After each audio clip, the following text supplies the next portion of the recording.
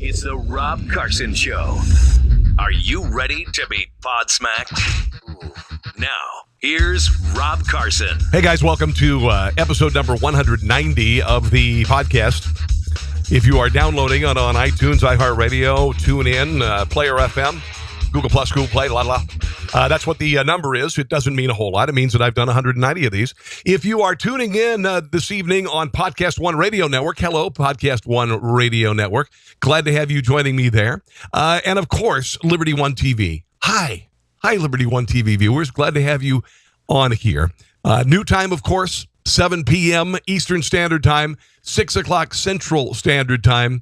It's an honor and a privilege to be here, and I've got a ton of stuff to get to on the show. I would encourage you, if you would not mind, sign up for Liberty One TV. Will you do that? Okay, it's $10 a month, $99 a year, worth every penny of it. And the glorious thing about it is it's unbridled free speech. A lot of fellow hosts like myself put a lot of work in to bring you, I think, a product that's pretty darn good, and I hope you enjoy it. So thank you. Oh, and by the way, Podcast One Network. Want to remind you that my show is on 6 o'clock Central there, 6 o'clock Eastern, and 5 o'clock Central on there. All right, welcome. Let's talk about stuff today. We've got a number of stories to get to. I'm going to start with this war of word that's going on with the president and him calling a Gold Star widow on Tuesday morning. There was a congresswoman with this woman who lost her husband. He called the widow of Sergeant LaDavid Johnson on Tuesday. Maisha Johnson was on her way to the airport where her husband's remains were arriving, and this is just unbelievably sad for her, of course. And she took the president's call. And Representative Frederica Wilson was sitting next to her when the Trump was on speakerphone. And he made the comment that he knew what he signed up for, but I know that didn't make it easier. The widow was in tears, and she said, according to this congresswoman, he didn't even remember his name. Donald Trump said that the Democrat congressman totally fabricated what I said, and I have the proof. Now, here's the problem that I have. That this congresswoman would do this, that she would sign up for all the talk shows and expose whatever she thought the president said. This woman is a politico. This woman is clearly a Trump hater. She is like Maxine Waters with a bad cowboy hat. She wears these idiotic-looking cowboy hats.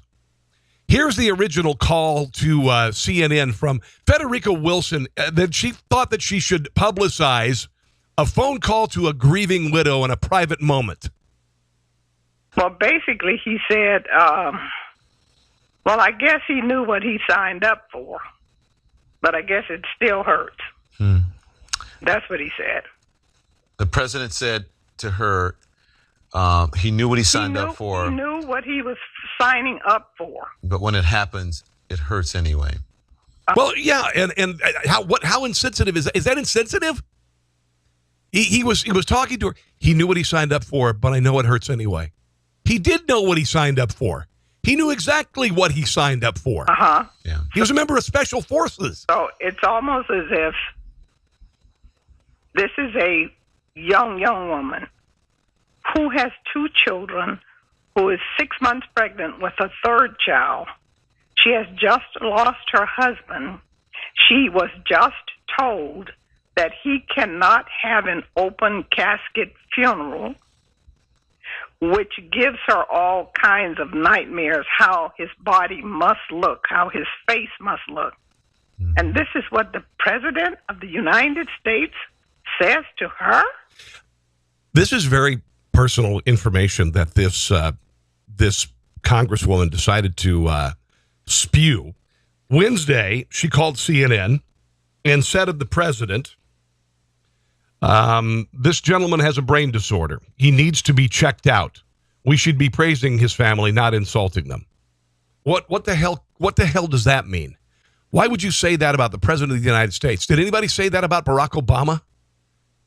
I don't understand this. Here's a little bit more. Frederica Wilson saying about Donald Trump having proof, and she says she does. Well, I don't know what kind of proof he could be talking about. I'm not the only person that was in the car. And I have proof too. This man is a sick man.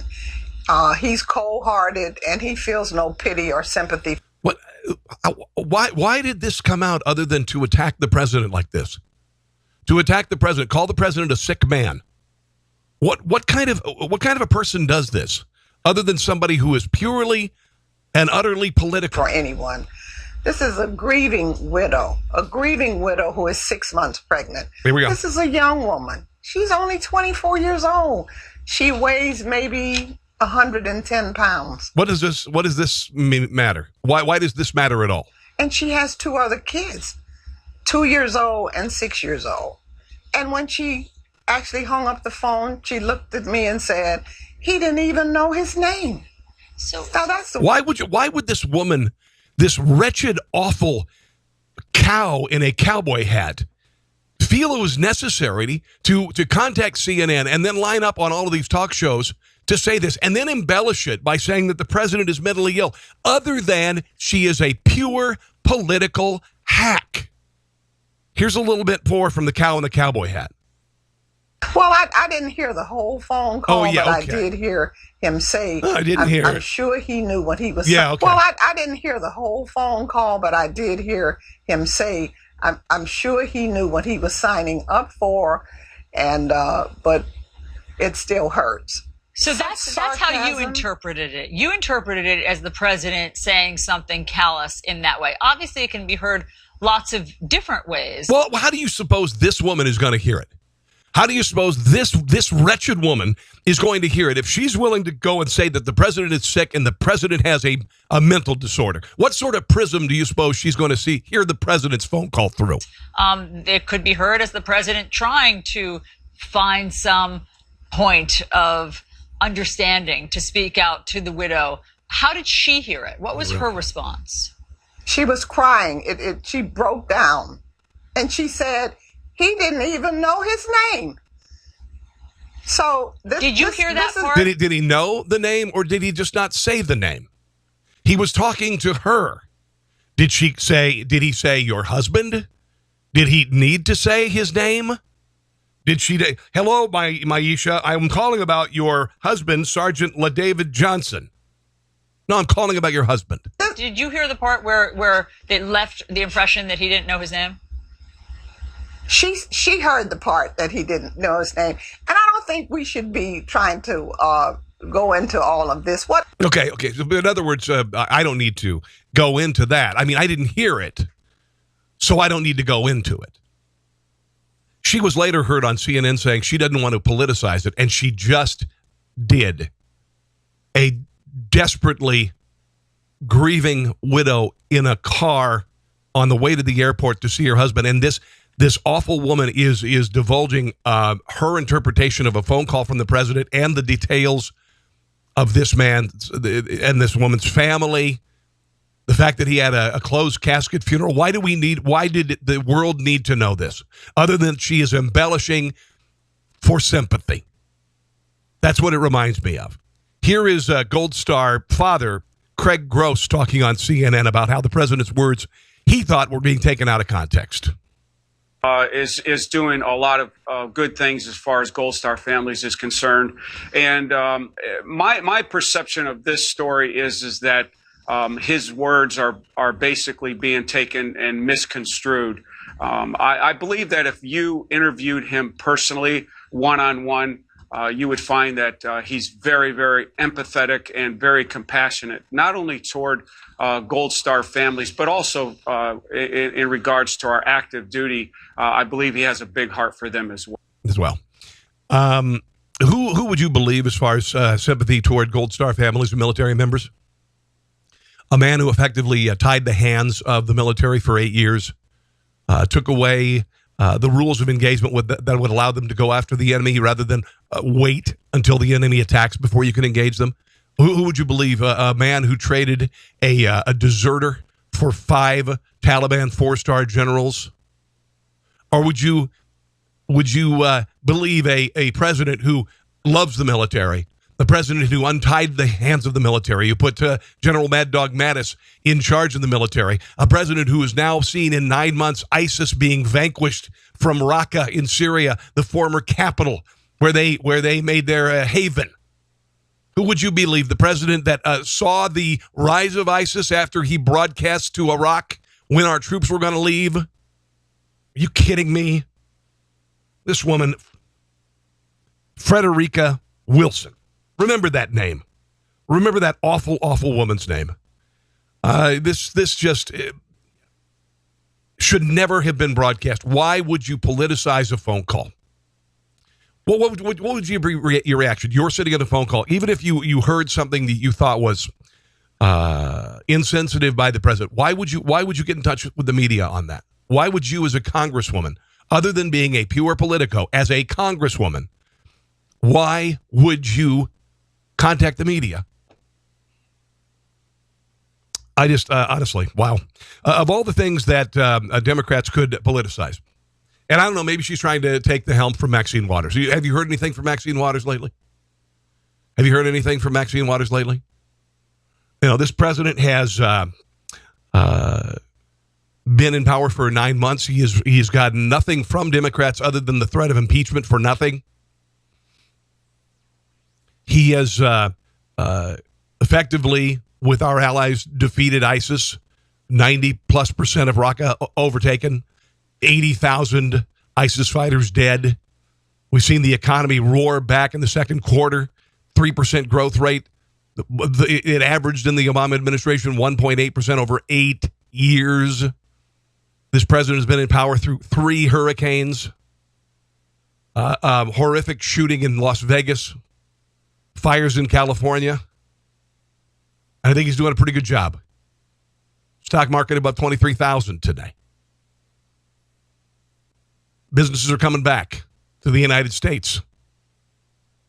He's talking about tax cuts now. I don't know.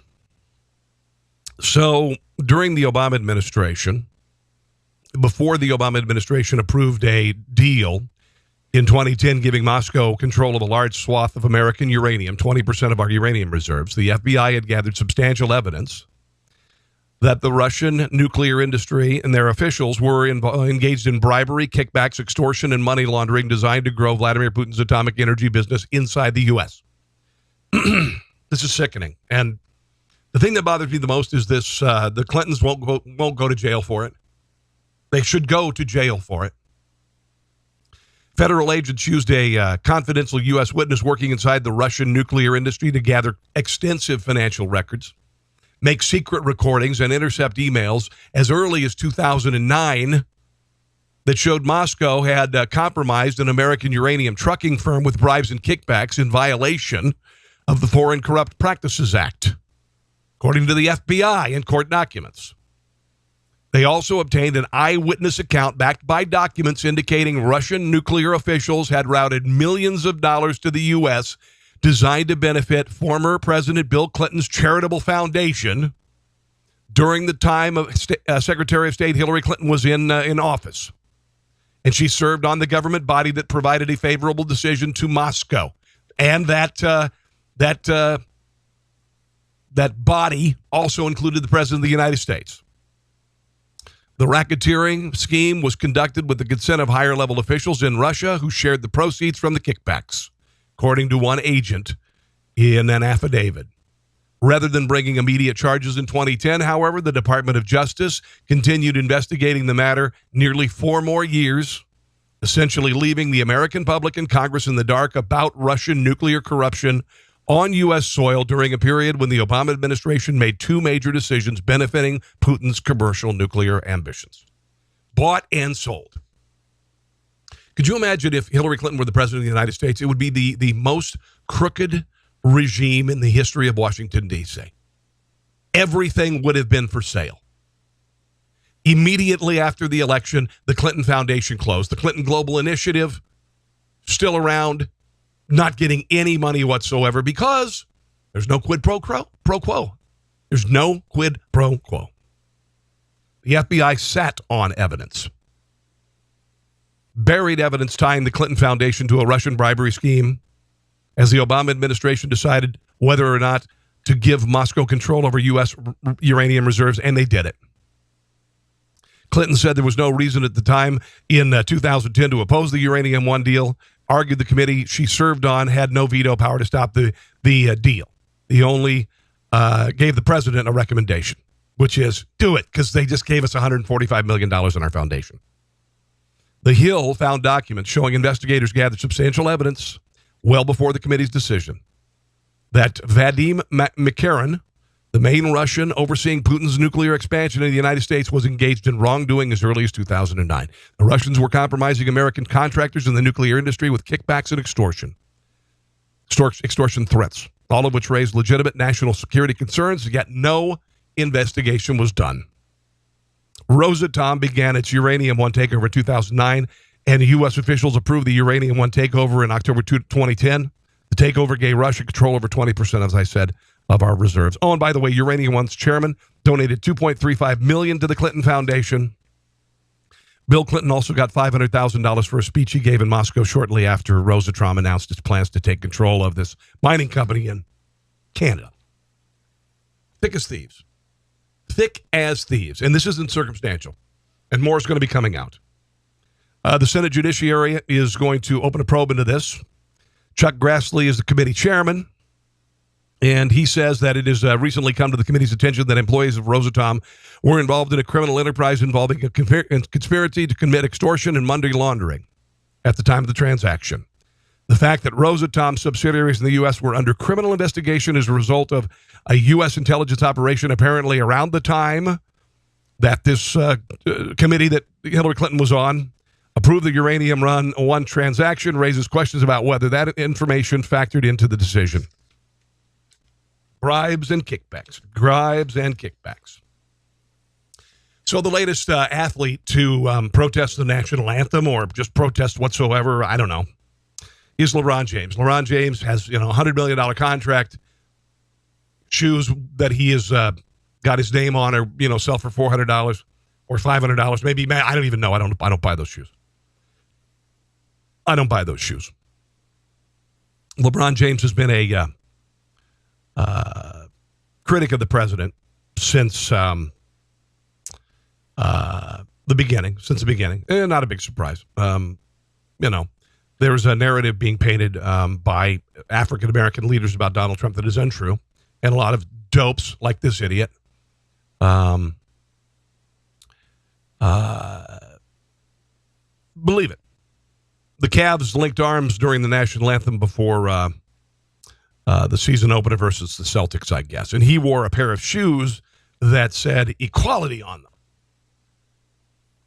Okay, great. What does that mean, LeBron? What does equality mean? Who's equal? Who's equality? What equality? What is that supposed to mean? Does it mean that you should distribute your money to inner city youth so they can be equal? Is that it? What sort of a vague protest is that equality? The word equality. Okay. Yeah, equality is good. You got it there, LeBron. Now go out and slam dunk the basketball. Here he is talking with reporters about his activism, I guess. What's up with y'all people? Oh no, this is just a Facebook Live video. Giving y'all a little bit more in-depth insight about my tweet from earlier. I think it's basically at a point where I'm kind of, just a little frustrated, man. I would be too, man. I mean, you're only making $35 million a year. You got to go play basketball for a living and then talk to reporters and meet adoring fans. Probably sleep with a lot of groupies. Go back to one of your mansions. I mean, because this guy that we've put in charge has tried to divide us once again. Now, if you look at the country as divided as it is, that started during the Obama administration. That's when we heard the rise of white privilege. The president before Barack Obama divided us along lines of race and sex and socioeconomic status. So how is this president dividing us, other than you don't like him? And some people do. So, yeah, you are not a person who likes him. So, yeah, we're divided. And obviously, we all know what happened with Charlottesville. And then did the president have anything to do with that, you dope? And the divide that caused. And now it's even hitting more home for me now, even more, because he's now using sports as the platform to try to divide us. No, he's not. He's taking a side. The country's already divided on it, and I believe the split is 80-20 in favor of standing for the anthem. And we all know how much sports brings us together, how much passion it has, how much we love and care, and the friendships and everything that it creates. And for him to try to use this platform to divide us even more, it's not something I can stand for, and it's not something I can be quiet about. Right. You look at him. I'm trying to see if you'll have like a word that's over 2 syllables. Just listen real careful. Asking, really carefully, I should say. NFL owners to get rid of players off the field because they're, exercising their rights. They don't have the right to do it. LeBron. I noticed you didn't kneel or sit during the anthem. So wait, aren't they taking away your rights there, buddy? And that's not right. And then, when I wake up, I see that, a colleague of mine. Still no 3-syllable words. Has been uninvited of something that he said he didn't even want to go to in the first place, to the White House. Yeah, and he struck the first blow. He said he wasn't going to go, and the president said, fine, you're not invited. That's just something I can't stand for, man. And we got, Jamil Hill and Colin Kaepernick and, all these people. Yeah, Jamil Hill called the president a white supremacist, which is a lie, and then told people to boycott, essentially boycott ESPN, where she works. People are speaking up, and, it's for the great of cause. It's for the great of cause. It's for us to all come the great of cause together. It's not about a division. It's not about divide. We, as American people, need to actually just come together even more stronger, man, because come together. This is a very critical time, and me being in the position I am, I had to voice this to y'all. So, love y'all, man. Yeah, equality on your shoes there, buddy. President spoke in front of a group of folks yesterday. I believe it was the Heritage Foundation. Talking about, I just thought it was kind of an interesting comment about preserving our history and not tearing it down.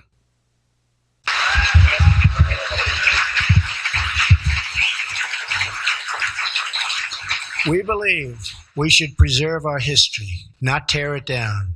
Now they're even trying to destroy statues of Christopher Columbus. There he goes. He's dividing us again. LeBron, come on. What's next? Has to be stopped. It's heritage.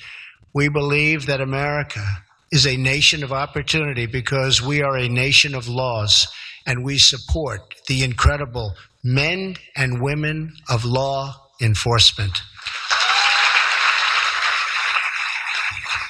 We believe that our great American despite the fact that they go out and wholesale kill black people, flag should be treated with reverence and respect, and that young Americans should be taught to love our country, honor our anthem, and proudly recite the Pledge of Allegiance. There you go.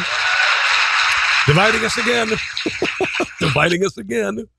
Oh, yeah. Boy, what terrible things he's saying there. You'll notice the economy is booming. We have a growth rate of 3.0%, which is twice as much as Barack Obama ever experienced during the 8 years of his administration. We talked a little bit yesterday to the Heritage Foundation about what he's doing for Obama-era regulations. We have taken action to repeal the EPA's so-called Clean Power Plan, and we have ended, finally, the war on clean, beautiful coal. People going back to work. They're going back to work. Over the last 9 months, we have removed job-killing regulations at a record pace. In fact, in 9 months, we have done more, they say, than any president in history. And we're 9 months, and there's more to come. We have statutory guidelines. We have to go by a period of time. but there's much more to come. And I believe in regulation, but it has to be limited to what we need. We want clean water. We want clean air. Really? It has to be fair. We also want, by the way, jobs. That's crazy. Did you hear what he just said? I thought conservatives didn't want clean water and clean air. Right? And wasn't that when we, that coded speech we have, the dog whistle things that we say when we want to get rid of regulations? It means we want people to have dirty water and dirty air. That's what I thought anyway.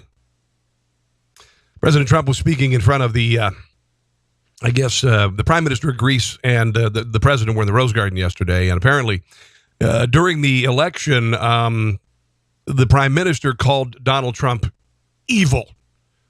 He was asked about that yesterday. Mr. Prime Minister, with respect to the president, in March of 2016, you said at the potential for a Donald Trump presidency, quote, "I hope we will not face this evil." And I'm wondering if after spending time with the president, you have changed your mind or if you're of the same mind. I wish I knew that before my speech. That's how Donald Trump responded. And of course, the Prime Minister ate some crow. And some souvlaki. I believe a little souvlaki with the crow is quite delicious. It's a pretty cool story. Did you see the viral video of the roofers in Maine? They were on the roof, they're working, and nearby high school football game started, and they were doing the national anthem. And these guys stood there with their hands on their hearts, took their hats off, and there's a photo of them, and it's gone massively viral. Well, they spoke to him yesterday. Here's what they had to say about the national anthem, and I think we could all learn something from these guys. These guys who don't make $100 million a year.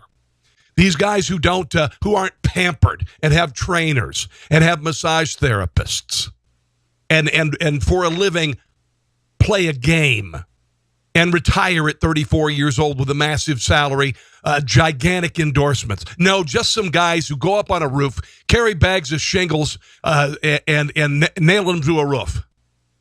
Sweat their asses off, sunburn themselves, make probably a little bit more than minimum wage. Here's what they have to say about the national anthem. LeBron.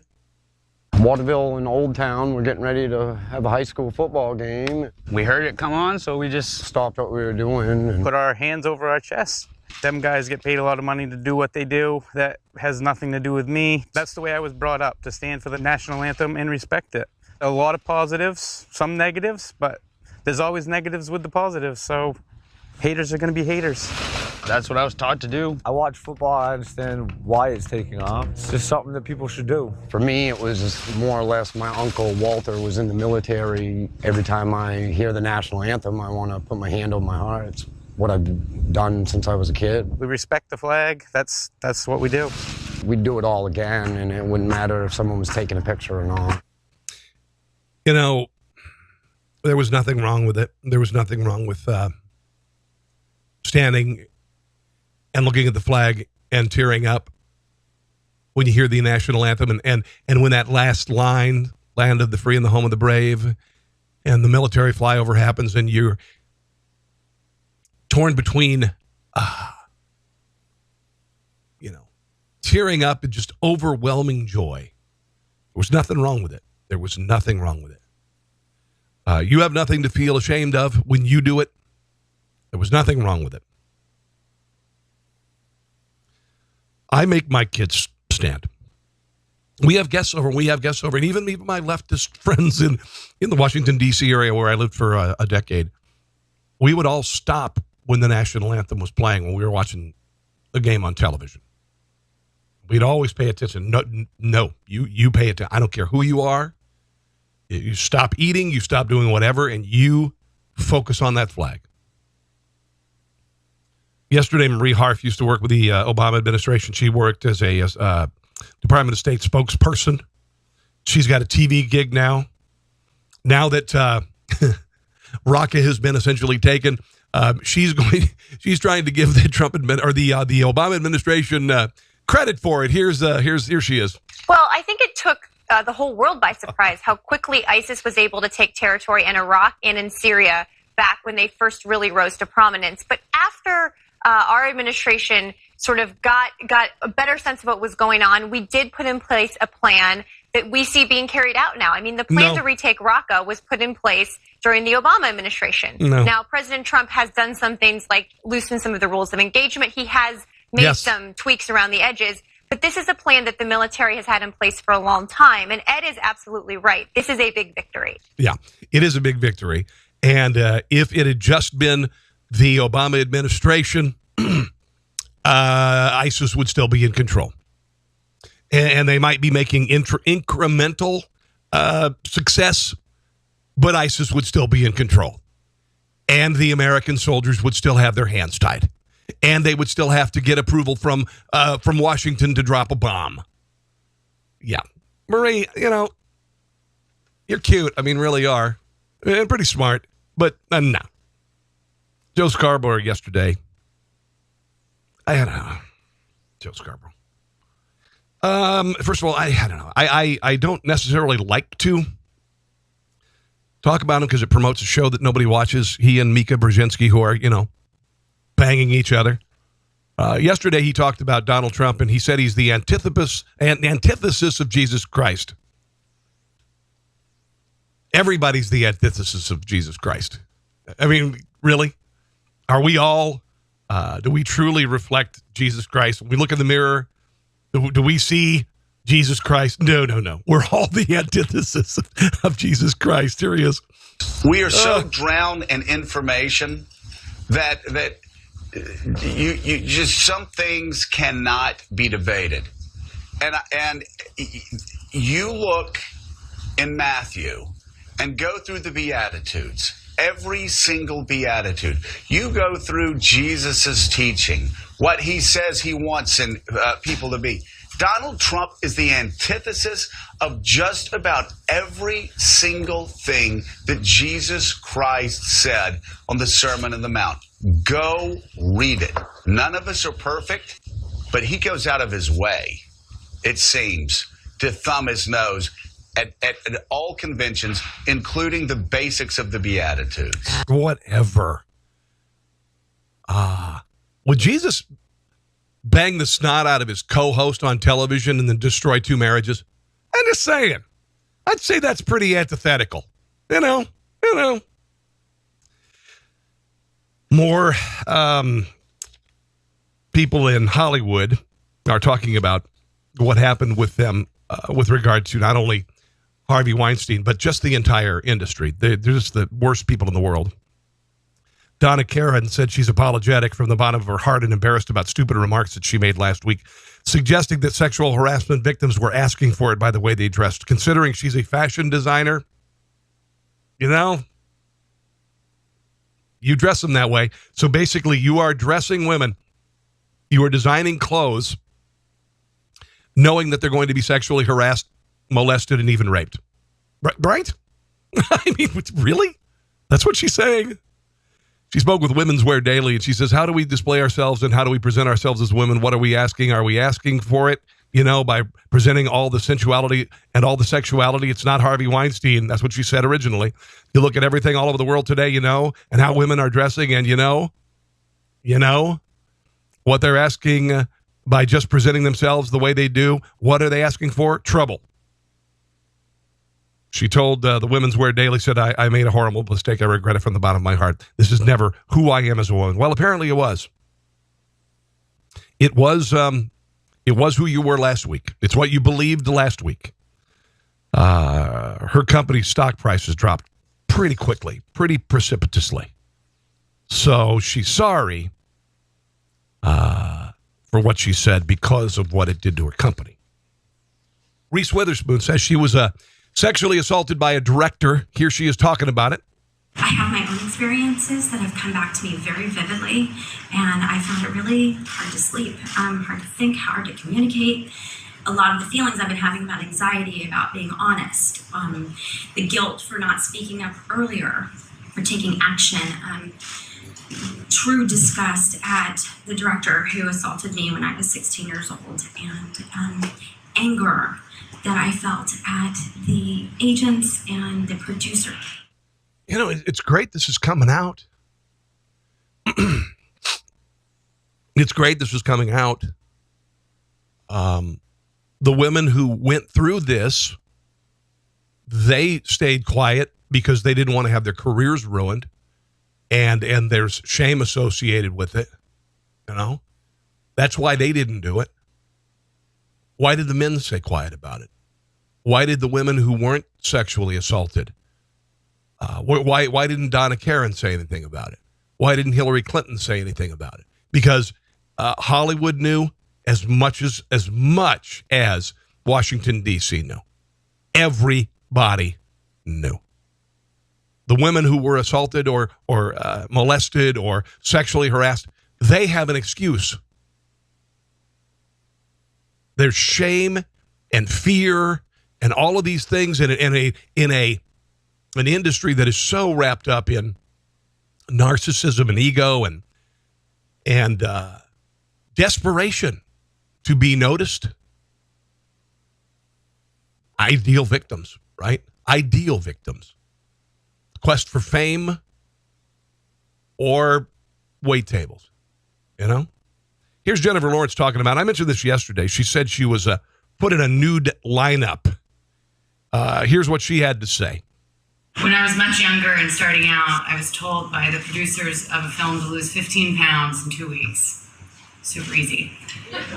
One girl before me had already been fired for not losing enough weight fast enough. And during this time, a female producer had me do a nude lineup with about 5 women who were much, much thinner than me. And we all stood side by side with only paste-ons covering our privates.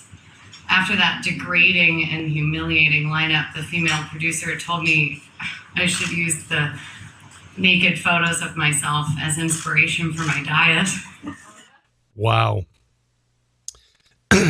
Who does that? I mean, really, what other job? what other job do you have to do this? Oh man, that's just wow. Molly Ringwald got her break in Hollywood in the 80s when I was in high school, college. Pretty in Pink, 16 Candles, Breakfast Club of all, you know. Talk about my generation. She wrote about her experiences with sexual harassment in Hollywood at a younger age in a New Yorker article called All the Other Harveys. Jeffrey Katzenberg, big producer, addressed an explicit comment he was quoted as saying in a 1995 Movie Line article. The head of a major studio and eventually someone who claims himself to be horrified by the Harvey allegations was quoted as saying, and this is back in 1995, "I wouldn't know Molly Ringwald if she sat on my face." Maybe he was misquoted. If he ever sent a note of apology, it must have got lost in the mail. He wrote the Hollywood Reporter and issued an apology for that. She also went on to say that when she was 13, a 50-year-old crew member told he would teach me to dance. Then he proceeded to push against me and he had an erection. 13 years old. When I was 14, a married film director stuck his tongue in my mouth on set. When I was 14, a married film director stuck his tongue in my mouth. At the time, I was trying to figure out what it meant to become a sexually viable young woman. At every turn, some older guy tried to help me speed up the process. And all this went on despite my having very protective parents who did their best to shield me. I shudder to think of what would have happened had I not had them. Ringwald's connection to Weinstein was fleeting, saying she was warned about the producer, but had never heard of him and had no reason to fear him. She said she was lucky she was never cajoled into a taxi or had to turn him down for a massage. Okay, sorry, I had a little cough there. Harvey Weinstein also sent gushing emails to Hillary Clinton. He'd say, you know, this is back in 2010. He sent her emails about giving her free movies and stuff. As time moves on, I realize I haven't seen you and Mrs. Clinton, Hillary, this is the president, I guess, in a long time, but I think of you both often. I don't know if the producers are still worthy in your world, but next time you're in New York City, I'd love to see you. He signed it, your bad friend, Harvey. Apparently very common of him to write her. Pardon me, I'm coughing and need a glass of water. Okay. The two people who were on the floor in the Mandalay Bay Casino, Stephen Shook and Jesus Campos. Jesus Campos was a security guard. He went up to check a door that was open.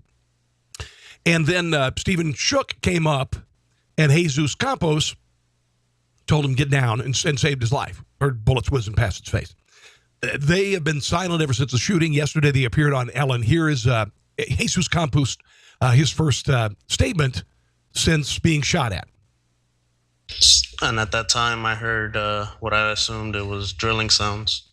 And I believed that they were in the area working somehow. So you thought the drilling, they were gunshots, but you thought it was just drilling sounds? At first, I think it was just drilling sounds. Right. So then at what point did you get shot? What happens here? As that door's closing and it's so heavy, it'll slam. I'm walking down this way, and I believe that's what caught the shooter's attention. As I was walking down, I heard rapid fire, and at first I took cover. I felt a burning sensation. I went to go lift my pant leg up, and I saw the blood. That's when I called it in on my radio that shots have been fired. And I was going to say that I was hit, but I got on over my cell phone just to clear that radio traffic for they can coordinate the rest of the call. Okay. So this is the reason why, I guess, law enforcement did not know he'd been shot when they arrived on scene. Did you know that? I was on KXNT in Vegas, and I had heard that they didn't know. They were surprised when they arrived on the scene, and I kind of wondered why. Here is the maintenance worker, Stephen Shruck. I didn't think anything out of the ordinary at the time. I came from a higher floor and came down a different hallway, service elevator, and I walked out. And I rounded the corner for the 100 hallway, and that's when it was quiet at this time, and the doors are set back, as you can see in that, about a foot. And Jesus was towards the end of the hallway, but I didn't know at that time. And I thought I saw someone pop out of the cubby. And I kept walking, and once I got more than halfway is when I saw Jesus, and I started to hear shooting. And I thought, at the time I didn't know it was shooting. I thought it was a jackhammer. And as an engineer, I'm like, we're not working up here this late at night. We wouldn't be doing that. Right. And it was, I believe, outside. It wasn't in the hallway yet. And that's when Jesus, he leaned out and he said, take cover, and yelled at me. And within milliseconds, if he didn't say that, I would have got hit. Now, one of the things that I noticed about the interview that I thought was odd was that Shruck was rubbing Campos's back, like trying to console him. Campos wasn't struggling to talk, and he wasn't emotional. So a lot of people had noticed that and thought it was kind of weird. I don't know. All the comments that I saw when I dubbed the audio from the video this morning were suspicious about this. And Alex Jones has got a new theory, I think, out there, but that's what he does. That's how he makes a living. I don't know. It was a pretty unemotional interview. Maybe it's just because they're young guys. I'm not sure exactly what it was, but it just seemed like they really weren't emotionally. Maybe they haven't digested it yet. I don't know. But anyway, here's a little bit more from Jesus Campos and Ellen. You would have been hit had he not told you. Yeah, it wasn't even fully in cover, and they were passing behind my head, and I could that feel truck there, I guess. Pressure. You could feel a pressure going past you, just even being out of the way. Yes. And were guests coming out of the doorways? There was a female that that's Campos. Came out, and I told her to go back inside. It wasn't safe. Mm-hmm. Shortly after, that's when Stephen was approaching, and I told him to stay back and get cover. And that's when more rounds were dispersed. Okay. I don't know. I would like to think these guys are heroes. I think that they, by being there, they stopped the shooter sooner than he would have stopped otherwise. The fact that the shooter saw them in the hallway, he knew that the gig was up. And he knew he needed to finish what he did, and he did stop shooting about 10 minutes later. So, I don't know. So, apparently, Volusia County Sheriff's Office saying that you shouldn't dress as a clown. It could risk your life. Warning to evil clowns and anyone considering creepy clown activity, we will not be there to save you if your intended target defends him or himself or herself and you may face other penalties as well. Now, the warning was issued after an 11-year-old boy, told deputies Monday that he was attacked by a man dressed as a clown. The boy told Deputy Justin Lococo he was riding his bike, and as he approached Pine Ridge High School, a clown jumped from behind the light pole and bushes and tried to grab him. The boy used a metal selfie stick to whack the clown a couple times. He said the clown was described as 5'9", about 230, wearing blue hair and a rainbow-painted face. The boy said the clown chased him and then tripped and scurried back into the bushes out of sight. Sheriff's deputies looking for two men, one wearing a clown mask and the other wearing what appears to be a werewolf mask, who robbed a 7-Eleven in Wesley Chapel, Florida on the morning of April 13, 2017. The victim did not observe the clown with any weapons. He advised he rode his bicycle to school and notified a crossing guard about what had happened. But the sheriff's department is saying, yeah, you might want to tone it down because somebody might defend themselves. This whole clown thing. Honestly, clowns. Who's really afraid of clowns? I mean, we talk about the fear of clowns, and I don't know what it is, what it's officially called. We've been talking about the last few weeks. I think a lot of people just think it's maybe cool to fear clowns now, and so like, oh yeah, I'm terrified of clowns. Me too, I'm terrified of clowns, all because of It. All because of the movie It. Yeah, it's all just a bunch of BS. Really hurt the clowning community, by the way. So a company was selling an Anne Frank costume for Halloween for $24.99, decided to pull the costume. An Anne Frank costume.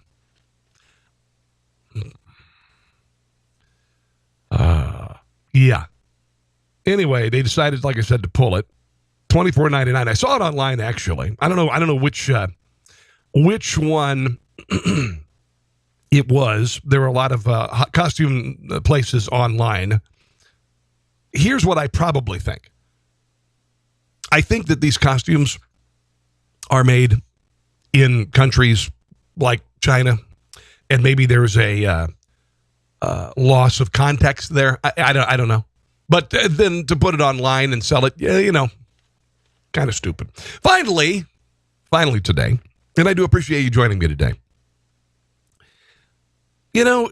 Childhood is not as fun as it used to be. I mean, there are some really cool things, don't get me wrong, about being a kid now.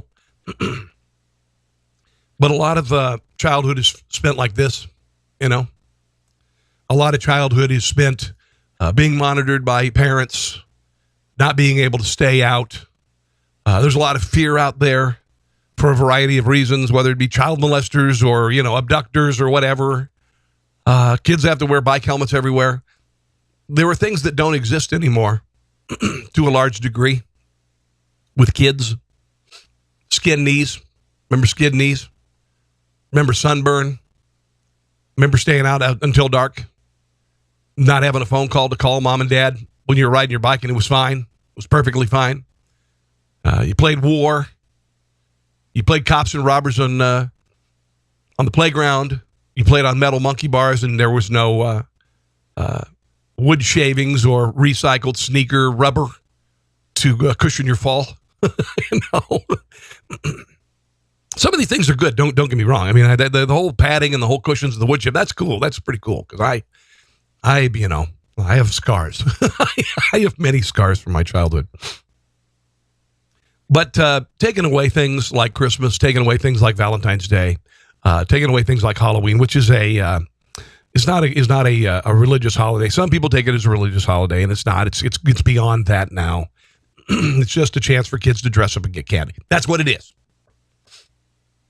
Okay, it's technically a celebration of fall, the autumnal equinox, and that's what technically it was originally. I don't know, maybe the Druids had something to do with it. Whatever.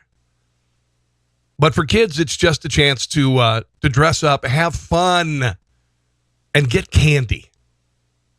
When I was a kid, we didn't get candy often. I'm not making this. When I was a kid, but candy to a kid is like money to an adult. It really is. I mean, candy is a glorious thing when you're a kid. It's magnificent.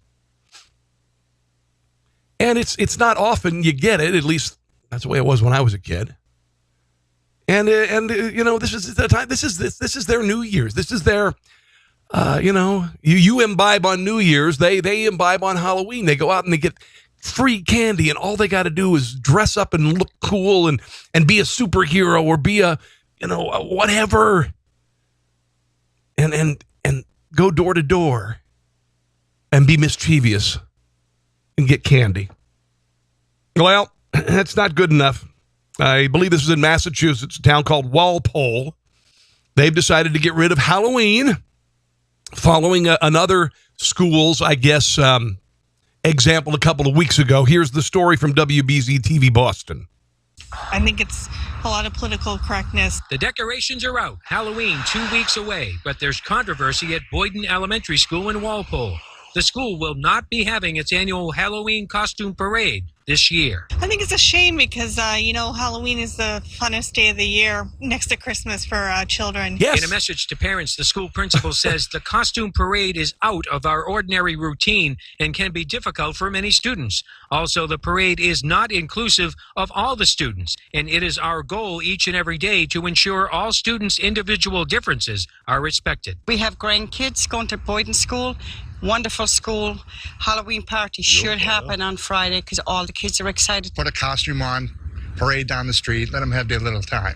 Yeah. Why do you have to turn it into something political? Last month, a school in Needham canceled Halloween events. Yeah. Now it's happening in Walpole. People are too concerned with political and over-political means today. Well, I think they should go ahead and do it. I don't understand what the reasoning is behind it or whatever, but it should be done. It's just a Halloween thing. That's it. This coming Friday, the school will have a Halloween party for students after school hours. Listen to this. But as far as Halloween itself goes, the school says that day will be called Black and Orange Spirit Day. Black and Orange Spirit. Can they sanitize anything else? Oh, man. Unbelievable. Hey, guys, I want to thank you for watching today, and thank you for listening if you're listening to the show. It's a blessing to be here. For those of you listening, you on the TV on Liberty One TV can see tpublic.com/user/conservatees with 2 E's. And that is my politically incorrect swag line. T-shirts, mugs, you can get it. You can get my designs put on anything. I'll show the listeners sometimes, or the viewers, sometimes war is the answer. This is one of them. It's kind of cool. Politically incorrect. Donald Trump as a Grateful Dead saying, make America grateful again. I've got your safe space right here with a safety pin on it. You can get that. There's just a whole bunch of really cool designs. 62 designs, I believe, is what we have now. There's one that has a snowflake. It says, my kid is not a snowflake, which I love. Democrats aren't saying this anymore. There's a sticker that says, Jan Brady says, Russia, Russia, Russia. You can get that on a sweatshirt, on a hoodie. Proud climate change denier with the planet Earth in the middle of it. Che Guevara with his iconic picture with the expression, murderous commie douchebag, not a hero. And one of my personal favorites, veganism is an eating disorder. There you go. tpublic.com/user/conservatees. I would be eternally grateful if you would order something from that website. It would be wonderful. Also, thank you to liberty1tv.com, liberty1tv.com. If you're not a member, guys, will you sign up? This right now is commercial free. This is speech that a lot of the time is censored on Twitter and Facebook, taken off. I know that Ben Shapiro is banned from Twitter. So those are not free speech zones. Twitter and Facebook are not free speech zones because they're run by somebody else. This is a free speech zone. This is true freedom of expression, and I hope you've enjoyed how I've expressed myself today. If you would like to follow me on Facebook, it is at Rob Carson. On Twitter, I should say Rob Carson Show. On Twitter, it is Rob Carson. And you can download my podcast on iTunes, iHeartRadio, and a host of other media by just looking up the Rob Carson Show podcast, okay? Again, if you can, sign up for libertytv.com. God bless you. Check out the other hosts and have a glorious day, and we'll see you again next time. Thanks for listening to The Rob Carson Show.